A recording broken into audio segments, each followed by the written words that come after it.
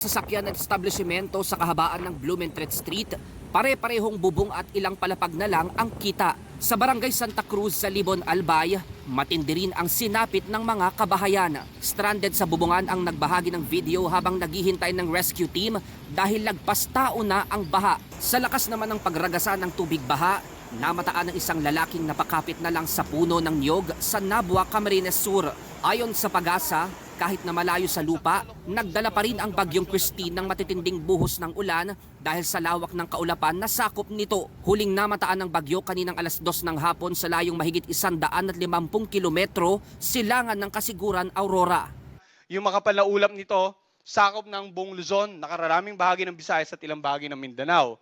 Inaasahan natin na posibleng mamayang gabi ay ma-upgrade or mas lalong lumakas pa ito, possibly severe tropical storm category bago maglandfall dito sa may bandang Isabela area.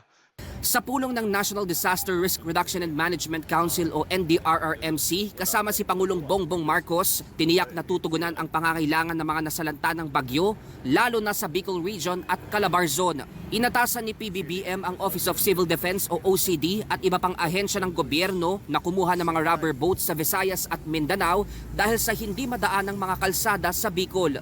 Habang pinahahanda na rin ang mga airlifts o sasakyang panghimpapawid mula Armed Forces of the Philippines para sa mga na-stranded sa baha. The storm is actually still off of our coast. It's not yet hasn't made landfall yet.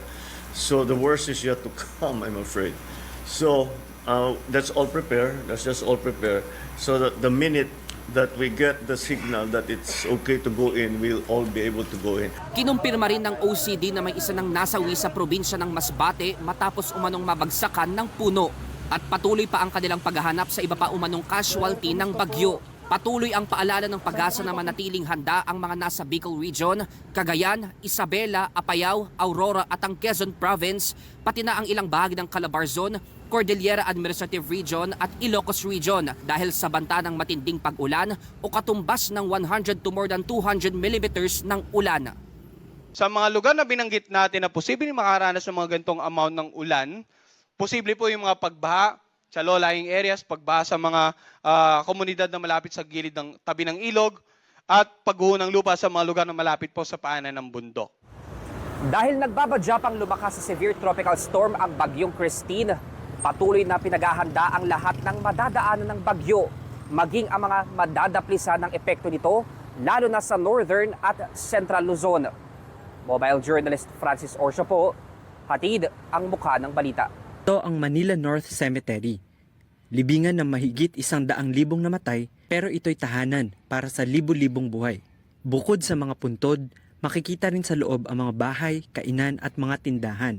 Kaya ang mga nakatira rito, imbis na kapitbahay, kapit-nicho ang tawag sa isa't isa. Dala raw ng kahirapan, kaya dito na nila napiling manirahan. Ang ilang kabataan sa sementeryo, hirap mapaaral ng kanilang magulang. Pero ang iba, takot na ring lumabas dahil sa pangungutsang nararanasan. Kaya ayaw nang pumasok sa eskwela. Tinutokso nila na, sinasabi nila na hindi daw makakatapos ang pag-aaral kasi nga taga-cemetery lang. Yung ibang mga bata rito sa eskwelahan, minsan sinasabihan sila na aswang, mangkukulam, manananggal, ganyan. Inuulam daw namin mga bulalo, tinuguan. Nag-uulam kami na gano'n, pero yung totoong karne talaga ng baboy, manok. Pero hindi yung galing sa loob ng nicho. Sabi nila, ayoko nang pumasok. Kasi sabi nila, ano raw ako, aswang daw ako. Kaya naman, to the rescue ang ilang volunteer teachers ng Kapatiran Kaunlaran Foundation. Tinuturuan nilang magbasa, magsulat, at magbilang ang ilang out-of-school youth at iba pang batang nakatira sa sementeryo. Tinutulungan ako sila sa pag-aaral. Pangarap namin lahat ng magulang dito, mailabas namin yung mga anak namin dito sa sementeryo. Mahigit 1 dekada na nang simulan nila ang programang ito. Ang ilan naman sa mga nagtuturo, dito rin sa loob ng sementeryo nakatira. Kaya kahati rin sila sa pangarap ng mga bata na bumalik ang kumpiyansang mag-aral at mamuhay ng normal sa labas ng sementeryo. At kung mayroon man daw silang mensahe sa mga tagalabas ng sementeryo, Hindi po porket nag-sementeryo kami. Dapat na kami ginaganyan.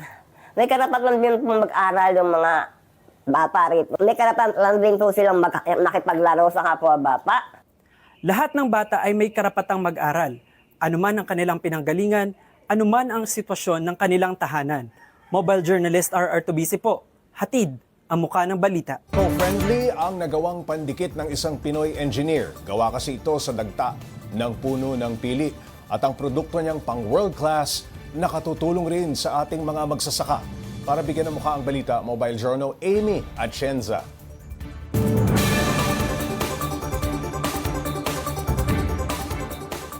Nang dahil sa chewing gum, isang Pinoy ang na-inspire na gumawa ng kakaibang sealant na gawa sa pili. Gamit ang dagta ng pili tree, ilang waste materials tulad ng plastic at metal, nagawa ng 25 anyos na si Mark Kennedy Bantugon itong tinatawag na pili adhesil. Pagbibida niya, hindi lang ito sealant, kundi pandikit na rin. Ang inspirasyon niya rito, chewing gum. Tuwing bagyo kasi, parang yung parents namin, lagi kami pino-force na kumain ng chewing gum. Kasi ginagawa namin sa chewing gum is pinampapatsa namin sa mga butas ng bubong. Nakipag-partnership na si Mark sa ilang aviation companies para sa testing ng PiliSeal sa eroplano. At wala pa man sa malakihang merkado, ilang international companies na rin daw ang nagpahayag ng interes na bumili nito. For example, in Australia, this December or January, meron kaming pilot testing sa steel industry because Paunti-unti na itong naibebenta ni Mark sa halagang 300 pesos kada bote.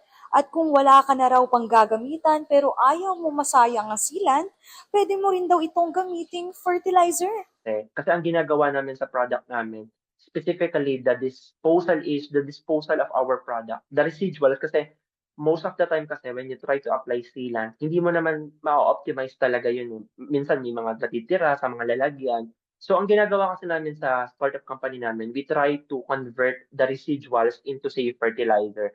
Bukod sa pangmalakasang feature ng PiliSeal, nagbebenepisyo rin daw dito ang mga lokal na magsasaka ng pili. Yung dagta kasi ng puno ng pili, binibili siya sa Bicol. Like, as of the moment, minsan nagkakaroon ng changes sa price. Yun, nakakatulong din siya sa mga pili farmers para magkaroon din ng ibang streams of income as well.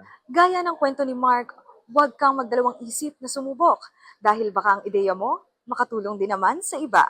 Mobile Journal, Amy Atienza po, hatid ang mukha ng balita.